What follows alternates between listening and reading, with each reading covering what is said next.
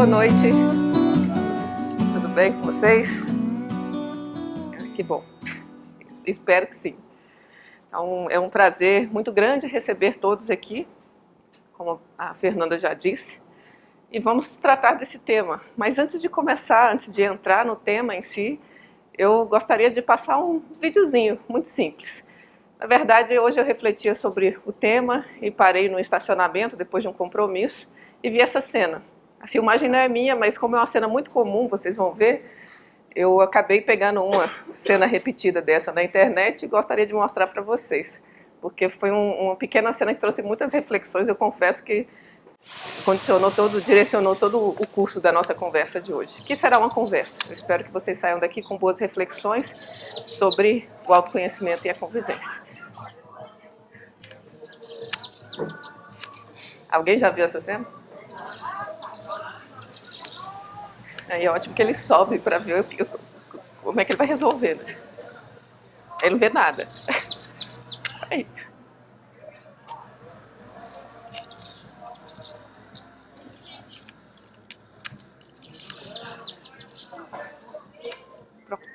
Oi. Qual é o problema? Olha o nome do vídeo, Passarinho Espelho. Peguei assim, qual é a questão do passarinho? O que ele precisa entender? É uma pergunta. E aí? Que é a imagem dele? Ali tem um conflito, não tem? Que a raiz do conflito está onde? Nele. Ó, e é o começo de toda a nossa conversa. Tá?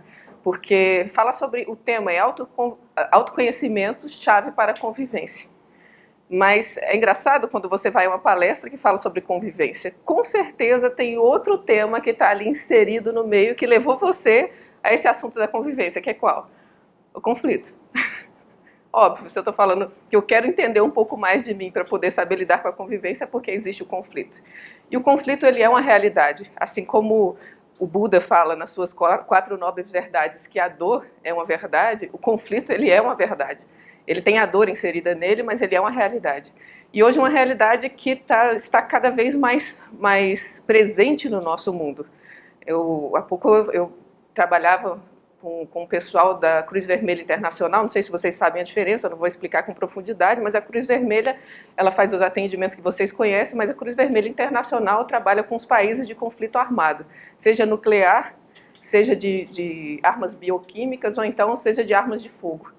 E eu fiquei impressionada com a quantidade de países que hoje eles atuam, porque tem muito conflito no mundo, mas é muito, assim, a gente ouve falar, mas não tem noção. E não é só conflito no mundo, a gente sabe disso. Existe muito conflito dentro do nosso país. E existem conflitos, não só os conflitos que vemos, as pequenas guerrilhas nossas, os nossos pequenos conflitos civis em geral também, mas como existe conflito como os nossos conflitos atuais devido a uma questão que acontece no próximo domingo, não é isso? Qual é?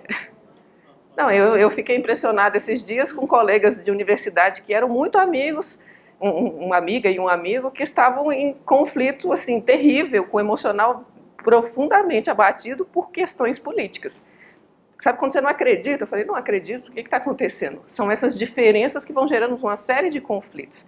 Mas para poder entender sobre essas diferenças e saber qual a nossa capacidade de lidar com esses conflitos, é mais fácil a gente ir para o nosso raio, nossa dimensão de atuação, que é qual?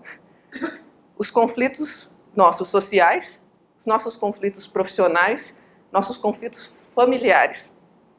E no fundo, se alguém vem a uma palestra sobre convivência, é porque lá tem uma sementinha que busca um mundo com menos conflito. É ou não é? No fundo, a gente tem uma certa ânsia por um grau de fraternidade e um mundo com menos conflito. Só que o mundo com menos conflito, ele é, como dizia o professor Jorge Livraga, que fundou a escola, que uma parede de pedras, ela só pode ser formada se for com o quê? Ufa, pensei que era de isopor. Não. Uma parede de pedra, ela só pode ser formada se for com pedra.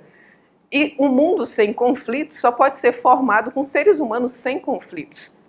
Só que assim como o passarinho, coitado, ficava guerreando com o espelho, porque no fundo não sabia que a raiz do conflito estava dentro, a gente tem que perceber também que muito dos nossos conflitos estão dentro. Se a gente aprender a lidar um pouco mais com eles, por isso o autoconhecimento, talvez essa parede de pedra seja construída de uma forma mais consciente, que é esse mundo sem conflito. Porque isso é muito importante para nós, como escola de filosofia. Por quê? Porque não acreditamos num salvador. E não falo de um salvador religioso, eu falo de um salvador como um país. Eu não acredito que um país, os Estados Unidos ou qualquer coisa assim, vai vir salvar o mundo. Ou então que um partido, um político vai vir salvar o meu país. A gente acredita no ser humano. E o ser humano como ferramenta de transformação do todo. Isso para nós é fundamental. Então, para isso, eu tenho que partir de uma construção de dentro para fora. Tudo bem até aqui?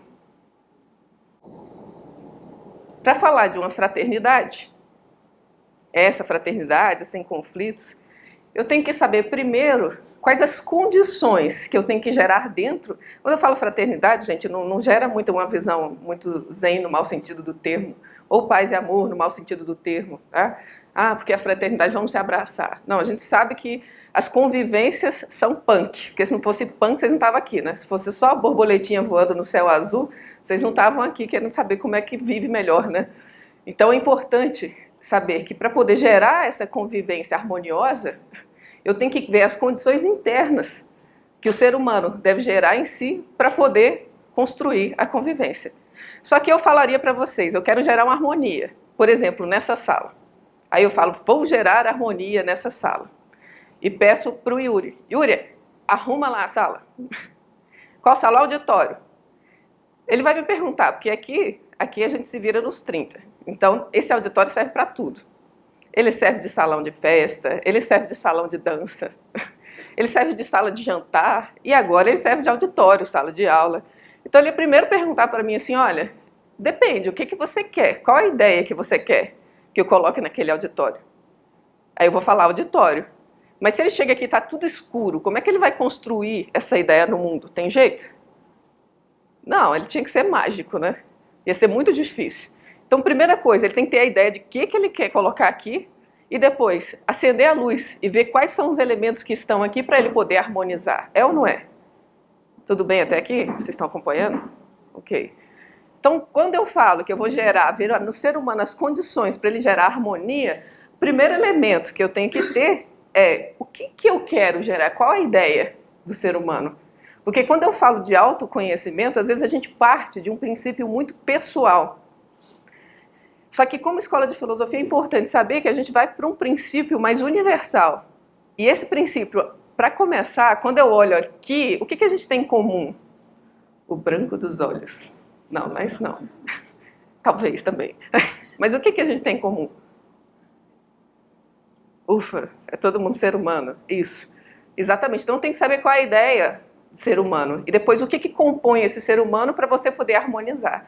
Então, aqui nós estudamos diversas tradições. Quem já viu o programa de estudo, dentre elas tem uma tradição grega, tem uma tradição hindu também, que vai falar como é composto, né? Quais são as partes do ser humano. Eu poderia pegar várias, mas por uma questão de tempo também, o nosso tempo é pequeno, e eu prefiro que vocês aprofundem mais no decorrer do curso. Aqui eu vou falar desses 3 mundos. Então os gregos diziam que o ser humano era formado por 3 partes. Essas 3 partes são o mundo das ideias, que são, isso aqui é importante, não é o mundo dos meus pensamentos. Eles falavam que primeiro o ser humano que tem que ter uma compreensão das leis naturais, que vão gerar os princípios que vai fundamentar a sua vida.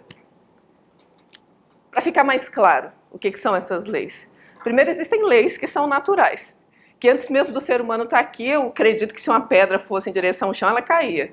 Ou será que foi o ser humano que começou a pensar? É difícil saber, a gente não estava aqui, né? Bom, mas o universo existia antes do ser humano existir. Então, existem leis na natureza que existem antes do ser humano começar a pensar. Então, existem leis naturais. E é interessante que, se vermos determinados princípios que fundamentam a nossa vida, eles estão relacionados com essas leis naturais. A gente transforma em princípios e depois em valores. E aí estaria um pouco da relação do que é a consciência propriamente humana. Porque um animal, ele não tem essa habilidade. Tanto é que, por mais que um João de Barro ele tenha uma habilidade fantástica de engenharia para construir a sua casinha, pede ele para fazer de outra forma. Ele não vai saber, ele está condicionado àquilo, ele não sabe absorver as leis da natureza e fazer simplesmente agora não, eu vou deixar de fazer com barro, eu vou pegar esse meu barro, gerar tijolo, e dos tijolos eu vou fazer uma casa e depois um telhadinho, e eu acho que eu vou fazer um sobrado, um banheirinho. Não, ele não pensa assim, ele está condicionado a fazer daquela forma. A gente não, começa a compreender diversas leis e a partir daí construir essas leis no mundo. O ser humano tem essa capacidade. Então, ver essas leis da natureza e aplicar no mundo é muito próprio do ser humano e transformar isso em princípios. Por exemplo, quando a gente fala de um princípio humano, que é a generosidade, um princípio bem humano, ou então a ideia do bem.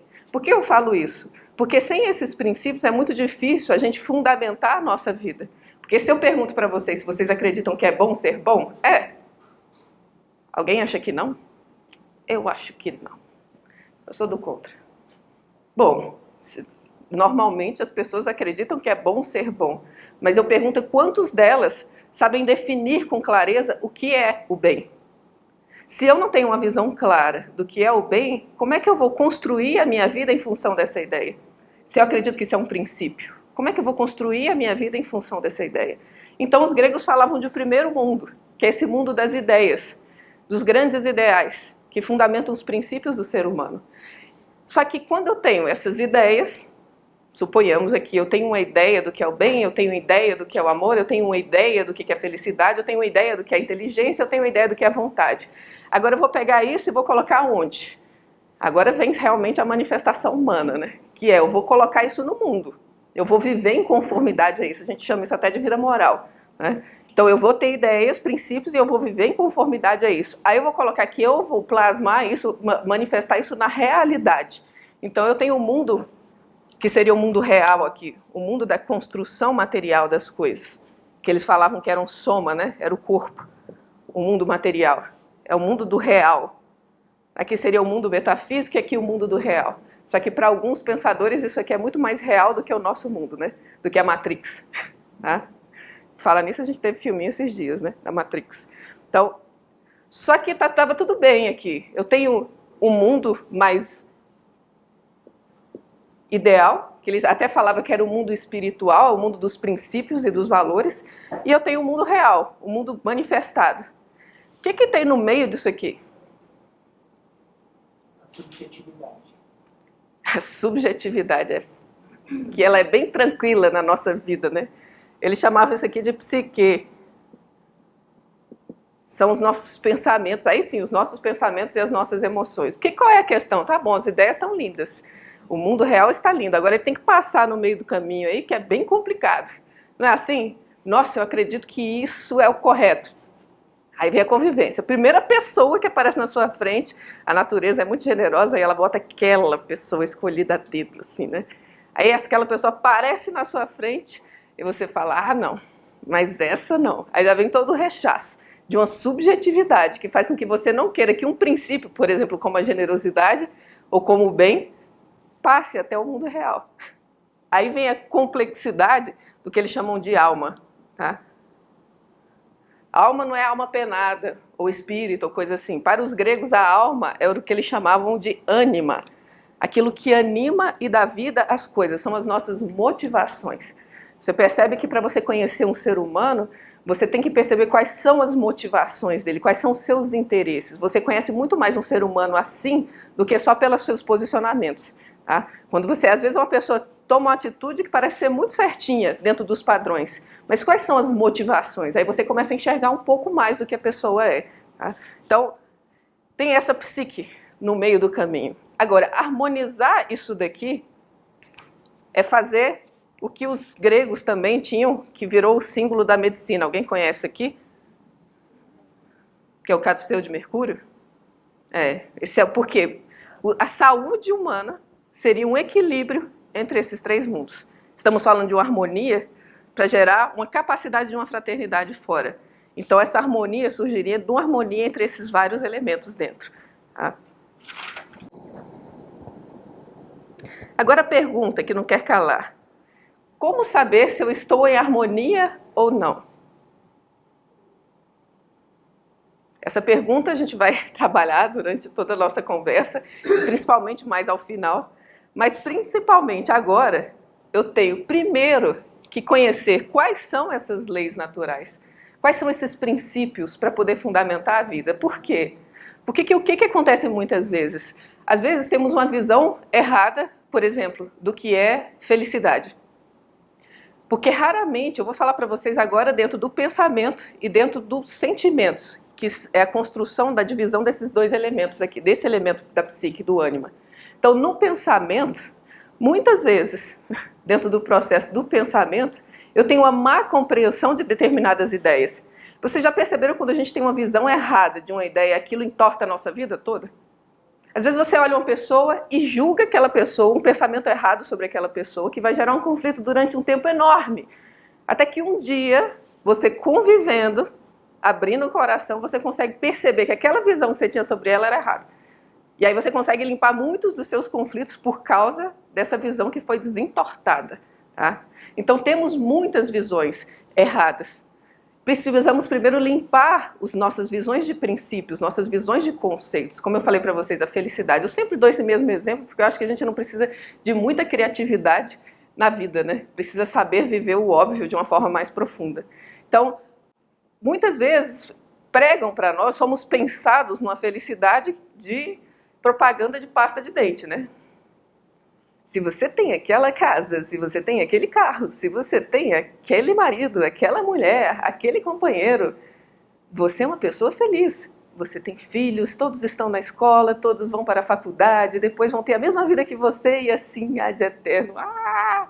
E aí, quantas pessoas vocês conhecem que têm tudo isso e não são felizes? Será que estão vendendo um conceito de felicidade para a gente?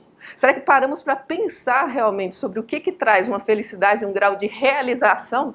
E essa palavra realização é interessante, sabe por quê? Porque se aqui eu tenho um mundo real, na verdade a realização seria trazer esse mundo, fazer essa harmonia e levar ele até aqui. Aí eu teria uma realização humana, onde essas visões mais claras de princípios estariam sendo vivenciadas aqui no meu mundo. Tá? Então, para isso, eu teria que entender que princípios são esses, as ideias e as leis da natureza. Como eu vou fazer isso? Eu acho interessante, porque quando se trata, ele falou do aspecto subjetivo, né? Quando se trata da vida prática nossa, a gente é bastante matemático e bastante objetivo, né? Assim, velha história do médico. Quando você vai ao médico, você vai fazer uma cirurgia, você espera que ele tenha o quê? Experiência, né? Óbvio. E onde ele vai adquirir essa experiência? Com a prática. Mas antes você espera que ele o quê? Que ele tenha... Não, eu sou autodidata. Eu fui cortando um, cortando outro, fui vendo o que era mais interessante. Não. Você espera que eles tenham, dentro de uma instituição tradicional, e aquela instituição, de preferência que você ainda conheça, né? Aquela instituição tem uma série de conhecimentos sintetizados através de diversas experiências, porque para você chegar num ponto tão refinado de você cortar um ser humano e tirar algo dali que está fazendo o mal e depois costurar e devolver do mesmo jeito e melhor, você tem que ter muita experiência, não pode ser de uma pessoa só. Isso vai acontecendo, essa experiência, de diversas formas, tá? Mas normalmente a gente confia numa tradição chamada medicina e pega essa tradição e fala, poxa, agora eu tenho médico. Só que quando se trata da vida, das leis da vida, a gente não concebe que existam tradições. Só que existe sim, por isso que existe filosofia, né? Quando você pega um Confúcio, um Platão, um Kant, um Aristóteles, e dentre tantas outras tradições, que eu não vou falar o nome de um filósofo específico, como a gente pega o Bhagavad Gita, que é uma tradição hindu, ou a Voz do Silêncio, que é a tradição tibetana, não pense que o ser humano começou a pensar sobre a sua realização ontem. O ser humano começou agora a pensar o que me realiza, o que me harmoniza e o que diminui os conflitos. Porque isso é uma coisa humana, sempre existiu. É interessante que quando a gente vai estudar história, né, sempre tem as guerras no meio da história, conflito. Das pequenas às grandes, conflito. Então o ser humano sempre pensou sobre isso. Existem umas tradições que são os grandes filósofos e os pensadores da humanidade. Então existe uma tradição para isso, não dá para reinventar. Então pensando nisso, em uma síntese um pouco disso, vamos falar de alguns elementos próprios do pensamento humano para ajudar na convivência e alguns elementos próprios do sentimento humano para ajudar também na convivência. Primeiro, com relação aos pensamentos humanos, é o quesito tolerância. Tolerância é necessária para a convivência? E o que é tolerar? É tipo, não é suportar não, tá, gente? Tolerar não é suportar. Então, primeiro, aqui eu compreender o outro. Saber quem é o outro. E gostar, acima de tudo, do jeito que ele é. Então, aqui tem uma percepção do outro, da forma como ele é. Eu falei que existe uma realidade, mas existe a realidade daquela pessoa que está vivendo aquela realidade. Eu tenho que respeitar isso. Nós temos o nosso nível de vivência desses princípios. Por isso que é importante esse conhecimento sobre o que é a justiça, o que é o bem, e saber se eu tenho aqui uma ideia clara sobre aquilo, é como eu falo, como oratória, por exemplo. Você tem uma referência do que é um bom orador, e você se conhece, se filmou, se assistiu, você sabe como você fala, agora você pode construir esse bom orador que você quer. Você tem uma referência e você sabe como você está. Então, se você tem uma referência dos princípios humanos e você sabe como você está, você tem esse conhecimento sobre o seu nível de vivência desses elementos, agora você pode construir. E se você está nesse processo e tem um pouco desse conhecimento, você vai ver como é difícil o que o outro está passando. Você vai ter que tolerar porque é difícil, e você vai ter que tolerar porque você tem que aprender a gostar do outro da maneira que ele é. Isso é muito importante, aprender a ter a percepção sobre ele do jeito que ele é, porque você não vai mudar o outro. Tolerância tem muito a ver com isso. E por que eu falei que tem uma relação com a mente? Porque é uma percepção da realidade do outro e uma aceitação disso. O que é a realidade dele? Ah, não, mas as ideias dele são assim. Eu falei, vai, e daí? Qual é o problema? Para isso, tem alguns elementos importantes depois que a gente tem que seguir na mente, para que isso possa acontecer. Que é, primeiro, tem que aprender a pensar. Como eu já falei com vocês. Muitas vezes a gente não sabe pensar. Não sabe, e quando eu falo assim, eu sei que parece meio ofensivo, né? Você não sabe pensar. Alguém falasse para mim, eu ia achar estranho. Se eu nunca tivesse estudado filosofia, alguém falasse, você não sabe pensar. Eu falo, opa, peraí. Não é assim que funciona a vida, não. Eu sei pensar. Eu tenho pensado há 20 anos. Isso foi quando... algum tempo, tá? Mas eu tenho pensado há muito tempo. Tá? Então, eu tenho pensado durante todo esse tempo, como você fala que eu não sei pensar? E fala, se eu falo para vocês, não, mas eu tenho certeza que você é bastante dogmático. Você vai falar, o quê? Eu, dogmático?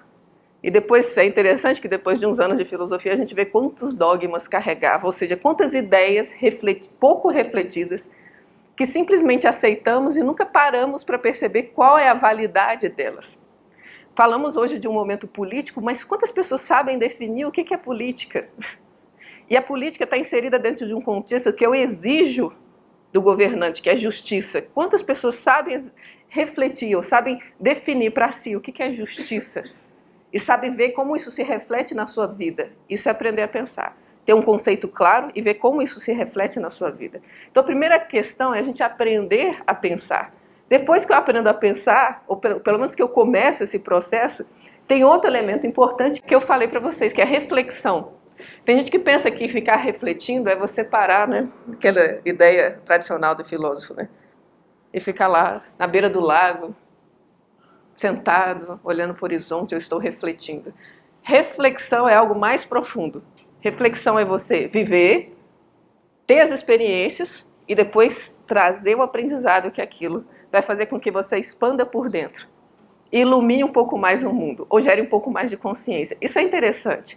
Por quê? Porque se eu for vivendo de uma forma mecânica, estou aqui na mecanicidade da minha vida, e eu vou gerando uma série de fatos, e eu vou só reclamando desses fatos, aí vira aquela velha história, né? Porque chega segunda-feira, chegou a segunda-feira, aí vai chegando sexta, aí você está totalmente condicionado, né? Segunda, sexta. Bom, mas será que você nunca vai gerar uma experiência na vida de tal forma que você sempre esteja bem? Será que você vai depender da segunda e da sexta? Tá? E vira até piada, vira meme, né? Hoje em dia é tudo meme. Tá? Então, será que eu vou ficar dependendo no resto da vida da segunda e da sexta? Como é que eu vou fazer esse movimento interno para estar bem? Eu tenho que refletir. Então, o que é refletir? Eu vou viver e tirar e não carregar só o fato nas costas, porque aí quando chega quinta-feira tá só os fatos nas minhas costas, sem aprendizado. Aí quando eu tiro uma síntese daquilo, eu ilumino e falo, agora sim, no final do dia o que eu aprendi? O que eu iluminei um pouquinho mais da minha vida, que agora eu tenho mais condição de, pelas leis que eu aprendi, entender um pouco mais do outro. Então isso é reflexão. Tá? E depois de reflexão também tem outro elemento que é fundamental hoje, só que eu não vou entrar muito nos detalhes, porque também é um processo filosófico que é o diálogo. Quem já leu Platão, ou quem gosta de Platão, Platão é fantástico. Sócrates não era um chato, tá, gente? Sócrates era demais, era muito interessante e inteligente. E o processo de diálogo, hoje em dia, ele não é muito exercitado. E deveria começar dentro e não fora. Então, você saber dialogar é primeiro saber que quando a boca abre, é para poder compreender uma ideia que está acima de duas pessoas. Se eu vou conversar sobre você, bom, o que é o amor? Então eu vou me comprometer-me a encontrar a ideia do amor, dentro das minhas possibilidades, no melhor de mim. Então, se eu me comprometo a isso, você vai falar, eu vou falar, eu não vou me apegar às minhas opiniões, porque eu estou tentando entender aquilo, eu vou analisar até onde aquilo é prático, até onde aquilo é válido, e depois, na busca de uma verdade, por isso é fundamental, no aspecto de construção de autoconhecimento, de convivência, essa busca pela verdade, porque é a realidade das coisas, tá? E você vai buscando isso e você vai construindo um diálogo. Agora, se eu já estou fechado dentro de um mundo de opiniões, que isso a gente vai ver mais na matéria de sociopolítica com Platão. Se eu estou fechado no meu mundo de opiniões, sem tentar compreender uma verdade, então vou sempre gerar conflito com qualquer coisa que vá contra a minha opinião. E o diálogo interno seria, eu quero entender. O ser humano tem que entender, gente, tem que ter o prazer. Essa coisa que a criança tem e que a gente constrói, todo mundo fica falando da criança interna, né, aquela coisa romântica, mas a criança interna é essa capacidade de juventude constante, de ter esse olhar do novo da vida. Isso é muito importante. Você bota o pezinho e o novo da vida está sempre presente. Por quê? Porque você está tentando entender a vida. Não é isso que a criança faz. Por quê? Por quê? Por quê? Então você tentar entender dentro de si o que é tal ideia. Não fazemos esse exercício. Não sabe por que está em conflito? Puxa, mas é porque eu não estou entendendo o que é justiça. O que é justiça? Deixa eu entender. Reflete dentro de si o que você tem de conceito e como funciona isso na vida. Agora, como pode ser melhor? Percebe? Eu tenho que saber fazer esse diálogo dentro e o diálogo fora. Agora, eu confesso para vocês que quando você tem uma base de uma tradição filosófica que tem refletido muito sobre isso, você consegue mais ferramentas para poder gerar esse processo. Então, a tolerância, ela vem, essa capacidade de olhar o outro, de compreender o outro e aceitá-lo como ele é, vem dessa capacidade de saber pensar, de saber refletir e de saber dialogar, que é fundamental. Só que o ser humano não é apenas racional, e esse é um dos grandes problemas do nosso mundo hoje. Por quê? Porque ele é meio extremista, né? Eu tenho uma capacidade de pensar e de conceber os elementos pelo pensamento. E às vezes você vai conversar com uma pessoa e ela fala para você quadradinha a resposta toda intelectual. Mas o que falta? Considerar o quê? Os sentimentos, que são fundamentais. Quando a gente fala que isso daqui é o meio termo entre as nossas ideias, os nossos princípios e o mundo, é fundamental saber que os sentimentos são tão importantes quanto a nossa razão. Não posso desconsiderar, eu não posso falar que é um elemento subjetivo. Sabe por quê? Porque por mais que você fuja e fale que agora eu tenho que ser racional, você nunca vai fugir dos seus sentimentos, eles vão estar sempre aí dentro. E como não existe vácuo na natureza, se você não trabalha de uma forma correta, se você não educa, eles vão ficar assim, ó, eu faço o que eu quiser. Aí você vai estar lá assim, não, agora eu tenho que fazer isso, mas não me importo com os meus sentimentos. Aí você reprime, daqui a pouco ele estoura de alguma forma, porque eu faço o que eu quiser. Você não olhou para lá. Foi que nessa sala, o Iro veio aqui arrumar tudo bonitinho, enfiou tudo ali atrás do palco que não servia e ficou lá fechado. Aí, de repente, eu abro a cortina para usar o quadro, mostro feio para vocês. Aí vai ficar assim, nossa, que horror. Pois é, ninguém mandou reprimir atrás da cortina. Agora ficou feio. Então é importante a gente considerar que existem os sentimentos e saber trabalhar com esses sentimentos. Tá? Primeiro tem que entender qual a função. A mente, ela vai compreender, ela me ajuda a compreender o outro. Tá bom, eu compreendi. Esse ser humano é assim. Agora, só compreender não resolve. O que o sentimento faz? Nosso exemplo clássico aqui é o seguinte. Se eu olho uma foto de uma senhorinha no chão, conhece esse exemplo, né? Se eu olho uma foto da senhorinha no chão, para mim vai ser lixo. Mais um. Ah, sei lá. Agora, se aquela senhorinha é a minha vozinha querida, Dona Maria, aí eu vou olhar, vou limpar e vou falar, não existe acaso nessa vida. Olha só, minha vozinha, o que será que ela está fazendo aqui? O que mudou de uma foto para outra? O sentimento. O sentimento, ele valoriza as coisas, ele integra. Essa foto não era nada, agora ela foi integrada à minha vida porque eu construí um sentimento. Porque tem um sentimento ali. Então isso é muito importante. A tolerância você vai aceitar o outro, mas com o sentimento você vai integrá-lo dentro de si. Então para a gente poder conviver tem que desenvolver sentimentos. Só que dentro do ser humano tem uma complexidade de coisas. Vocês concordam comigo que como foi a emoção de vocês essa semana? Foi tudo zen? Tudo chuchu beleza, aquele negócio assim, né? Vocês não tiveram nenhum problema, assim. Foi tudo tranquilo. Não, que isso, gente? Que falta de domínio. A vida não é fácil. Então não é só assim, não é tão simples assim. Então a gente tem uma gama de emoções dentro que vai desde o mais instintivo, mais grosseiro, mais puramente sensual ou egoísta, ciumento, invejoso, separatista, até um sentimento pelo prazer de uma postura ética, de um valor, o sentimento estético de você perceber um momento de beleza da natureza, o sentimento de mística profunda, porque você sentiu que existe um mistério na vida, que existe um porquê das coisas, sabe, o sentimento de sentir o valor de um posicionamento heróico de alguém, sentir um valor ou sentir orgulho pelo bem que foi feito. E é interessante isso, porque quando você vê uma pessoa agindo de uma forma nobre, você fala, quão humano é isso, não é? Quanta humanidade tem nessa ação. Nesses momentos onde tem maior conflito, quando vemos problemas internacionais, por exemplo, de muito conflito, e as atitudes de pessoas com valor, aquilo te traz um sentimento profundo. Então tem que perceber que o ser humano ele tem de todo tipo, toda essa gama de emoções dentro. E que assim tem um filósofo renascentista chamado Pico della Mirandola, gastei todo o meu italiano, né? Que ele fala do discurso da dignidade do homem, que é muito bonito, depois quem quiser a gente pode passar, que ele fala que o ser humano tem tudo dentro dele, que os anjos e os animais os invejam. Por quê? Porque ele pode querer ser animal e pode querer ser divino. Ele tem todas essas opções, basta ele escolher o que ele quer ser. E que aquilo que puxa para cima normalmente é o que o coloca como ser humano, no sentido mais profundo do termo. Tá? A gente sofre de um mal, né? Fala que tudo que é bom engorda, como é que é? Faz mal e dura pouco. É isso? Dura pouco, engorda e faz mal, tristeza. Né? Por quê? Mas também tem que saber de uma coisa, que eu confesso que meu primeiro gole de cerveja não foi agradável. Podia ser doce, né? Não foi malzebia, tá, gente? Então, e depois você aprende a gostar. Você aprende a gostar do amargo. Mas também a gente aprende a gostar do ruim. Aprendemos, somos condicionados. Você pode aprender a gostar das coisas ruins.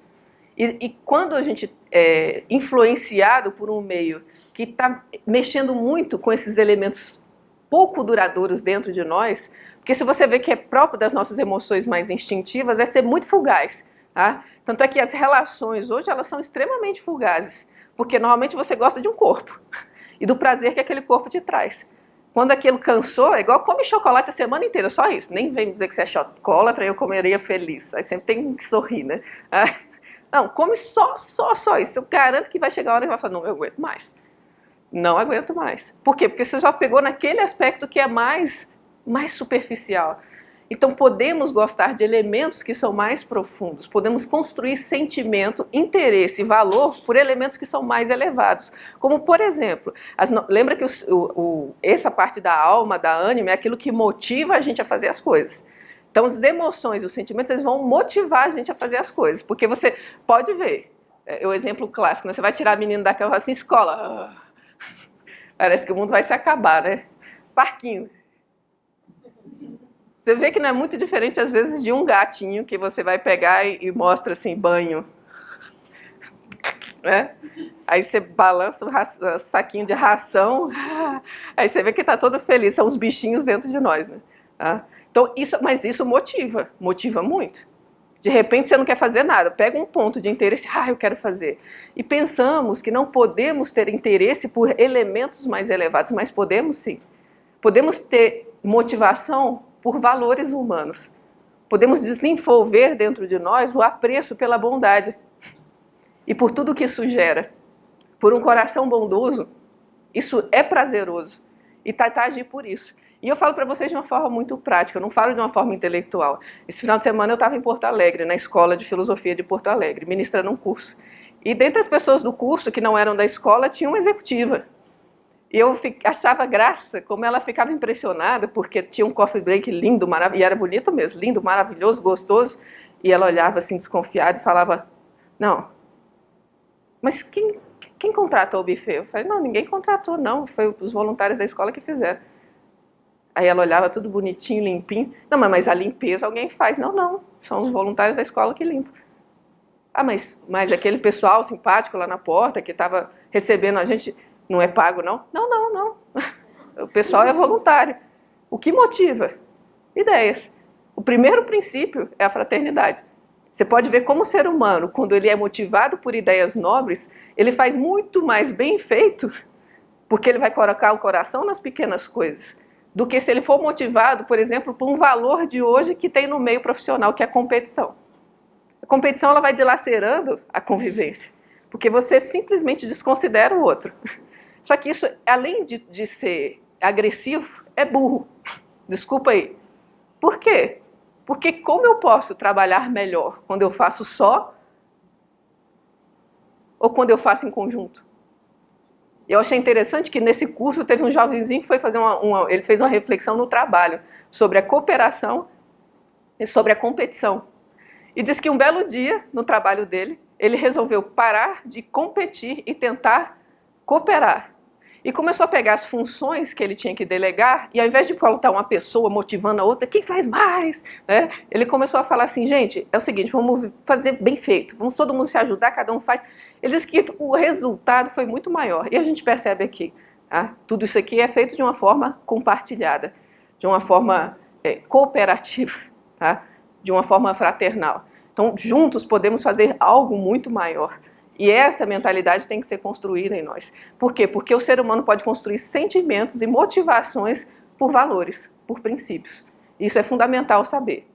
Se eu sei que eu posso ser motivado por uma ideia de generosidade de bem, quando eu tiver o outro ponto com relação às emoções, que é controle das emoções negativas, eu vou ter uma referência. Porque concorda que de vez em quando a gente entra em momento que zumba. Já viram, né? Você olha para uma pessoa e fala assim, não fui com a cara desse. Momento que zumba, né? Tava lá, não, esse não. Como fazer? Ou então quando o nosso posicionamento é muito crítico, e já pega e critica a pessoa, tudo que ela vai fazer, mas não sabe dar uma resposta boa para aquilo. Nossas emoções negativas, elas são muitas, são ou não são? Ou uma questão de inveja, de ciúmes, todas essas emoções que vão surgindo dentro de nós. Eu tenho que saber controlar essas emoções. Mas aí, assim, falar isso em uma palestra de 50 minutos é quase impossível, né? Você não quer um milagre. Aqui, o bom da escola de filosofia é que realmente a gente não promete milagre aqui, não. A gente sabe que a construção humana, isso é muito importante. Fechando, eu devo controlar as minhas emoções negativas, primeiro lembrando que eu posso ser motivado por elementos positivos. E saber realmente frear isso, porque se eu não sei de forma clara que eu tenho um aspecto humano que é mais elevado, o que vai adiantar eu controlar minhas emoções negativas? Eu vou achar que simplesmente liberar todo o meu aspecto negativo é liberdade, que é uma visão também muito atravessada hoje em dia. A gente acha que liberdade é um grau de libertinagem e eu fazer tudo que as minhas emoções quiserem. Só que se a gente for pensar, se todo ser humano fizer tudo que as emoções e todos os níveis que ele tem fizer, não é difícil imaginar o que vai acontecer, porque está acontecendo. Agora, se eu não me torno escravo dessas tendências inferiores e começo por uma visão consciente, um autodomínio, fazendo com que esse elemento que eu tenho de melhor, de princípios e valores, esteja presente por minha vontade, sabe o que acontece? Um grau de liberdade enorme. E cada momento de conflito, eu vou tentar ver como eu posso potencializar, fazer como um passarinho ali, não fazer como um passarinho. Tentar enxergar o ponto daquele conflito que eu posso iluminar, que eu posso me dominar, que eu posso controlar e conhecer, para depois ter uma expansão de mim mesmo. E abarcar agora mais alguém, um pouco mais, um pouco mais. E quando a gente fala desses grandes sábios da humanidade, eles sempre falam nessa palavrinha de amor como uma expansão de si mesmo, como uma capacidade de abarcar mais e melhores. Só que isso não é um processo inconsciente, isso não é um processo de graça. A convivência não é natural. A convivência, na verdade, é uma construção consciente do ser humano. Assim como o autoconhecimento é uma construção consciente do ser humano. E nós, como escola de filosofia, falamos que essa capacidade de poder enfrentar, porque é algo que é fundamental para caminhar para o final da nossa palestra, da nossa conversa, algo que é muito importante é o conflito é bom. E para você gerar autoconhecimento e convivência, que aí é a resposta daquela nossa colocação, como gerar harmonia? Como harmonizar? Você tem que conviver. A gente vive um momento histórico um pouco triste. Por quê? Porque muitas vezes vemos uma pessoa ao lado da outra, mas não tem convivência. As crianças não brincam mais, elas lutam entre si através de um computador. E isso é total falta de convivência. A convivência e o conflito são extremamente positivos. Quem sabe disso de alguns anos, que brincava na rua e se pegava e se batia e não tinha tanta frescuragem como hoje em dia, né? Você aprendia muito nisso. E a gente crescia com mais força interior, com mais valor, porque era natural. É natural conflito, é natural conviver. Só que para isso ser realmente um valor que vai fazer você crescer, tem que ser consciente. Então, um processo interessante e uma intenção de uma escola de filosofia é você transformar em conhecimento os conflitos para poder gerar uma convivência real e um conhecimento sobre si mesmo. Aí sim. Por isso que isso gera um grau que a gente chama de sabedoria. E filosofia é amor. A sabedoria, no fundo, é o que a gente busca fazer. Certo? Então, assim, eu termino a minha palestra e espero que vocês possam refletir sobre o autoconhecimento e a convivência de uma forma natural, mas como uma busca da sabedoria humana. Alguma pergunta?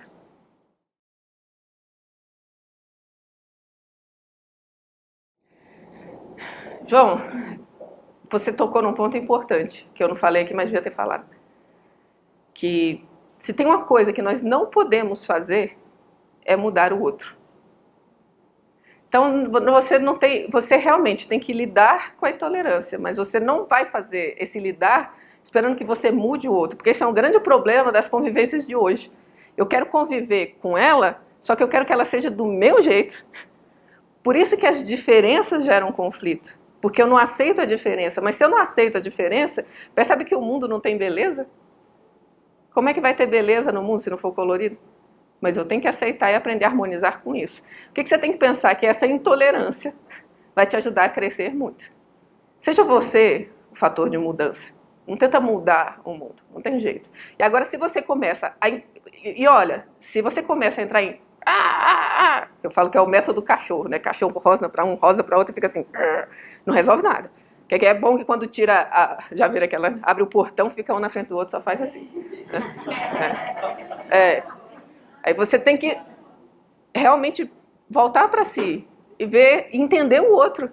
E por trás dessa intolerância, às vezes tem um sofrimento enorme por uma má compreensão. Enorme. E aí também olha para dentro. Porque a gente acha que não tem intolerância, mas tem aos montes. Só que tem outro nome. Pode não ser a política, pode não ser de outro aspecto, mas de algum aspecto a gente carrega dentro. A melhor forma de ajudar o outro é trabalhar a má tendência dele que está dentro de nós. A gente não sabe como isso faz diferença para o mundo real. Tudo bem, João? Tá, mas vamos em partes. Primeiro que tolerância é tolerância, empatia é empatia. São duas coisas diferentes. É isso. Empatia é outro esquema. Filosoficamente, a gente trabalha com uma palavra um pouco mais profunda, que é isso a gente vai aprofundar na nossa matéria justamente de Voz do Silêncio, que é um livro tibetano muito bonito. A empatia, tudo bem, é você se colocar no lugar do outro. Esse é o que se coloca hoje à moda, né? A compaixão é a palavra que a gente trabalha. A compaixão não é só você se colocar no lugar do outro, é você sentir o outro, se envolver emocionalmente. É você perceber, tem a ver com aquilo. É você perceber dentro o ponto do outro. Porque você imagina, que cara preguiçoso. Como é que eu vou aguentar esse preguiçoso? Agora, começa a ver as suas preguiças e começa a querer trabalhar com ela. E percebe como é difícil. Como tem dia que é difícil levantar da cama de manhã. Por causa da preguiça. Começa a trabalhar com ela. Quando você realmente se assumir dentro desses defeitos e se comprometer a educar-se, formar o seu caráter, Você vai ver como é difícil o outro formar o dele.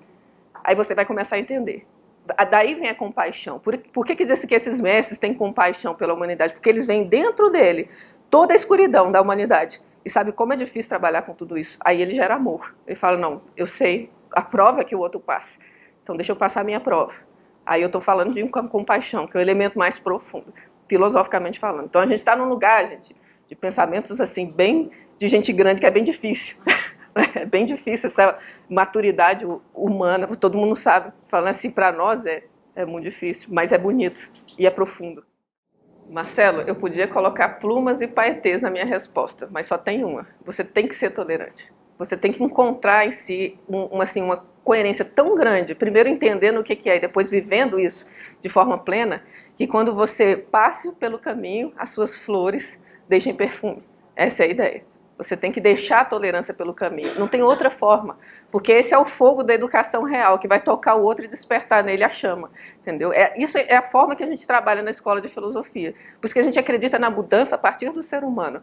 Você, como eu falei, é muito óbvio ver que isso pode acontecer. Porque aqui é um ambiente muito agradável, que é feito por pessoas que estão acreditando nisso. Isso pode acontecer. Tá? E levando isso para fora. Você pode também. Isso são cenas de capítulos muito profundos e do depois. Porque se a gente começar nisso, a liberdade vai cair num tema que vai gerar outra palestra. Eu ficaria aqui tranquilamente a noite inteira falando com você sobre liberdade, mas realmente é um assunto muito profundo. Mas sintetizando, seu autoconhecimento, a gente parte disso daqui. É conhecer aquilo que você verdadeiramente é. A gente não tem muito essa noção, tá, do que somos. E o que somos normalmente o tempo não leva. Se as coisas passageiras do nosso dia a dia relacionam com aquilo que eu sou, não. O que eu sou é uma identidade humana muito profunda que o tempo não leva. Só que para ela se manifestar, eu preciso de esforço, eu preciso de vontade. E para eu ter essa vontade, eu tenho que muitas vezes disciplinar as minhas tendências voláteis, que são esses meus instintivos, né, aspectos instintivos que a gente muitas vezes chama de espontâneo por falta de compreensão. Tá? E aí sim, quando você começa a dar um pouco de controle para isso, você tem liberdade. Pelo simples fato de falar, hoje eu vou trabalhar, não importa que esteja chovendo, que eu esteja com preguiça, etc. Você tem liberdade, porque você definiu conscientemente que foi.